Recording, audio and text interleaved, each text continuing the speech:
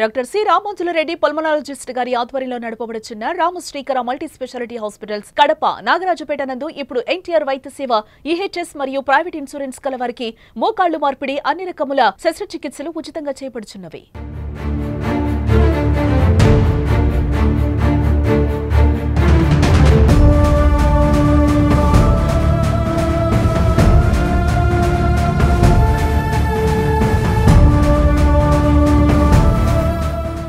కొత్తపల్లి దగ్గర తీవ్ర ఉద్రిక్త పరిస్థితి నెలకొంది. వైసీపీ అభ్యర్థి మంత్రి రాంప్రసాద్ రెడ్డి ఎదురుపడ్డారు. కొంత ఉద్రిక్త వాతావరణం ఉంది.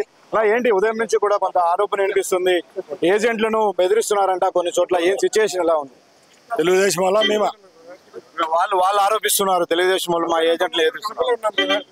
తెలుగుదేశం వాళ్ళు నీతి నిజాయితీగా ప్రచారం చేసుకొని ఈరోజు గెలవాలనే తపనతో ఎంతో సంతోషంతో 6 గంటలుగా వచ్చి ఏజెంట్ కూర్చోవడం జరిగింది.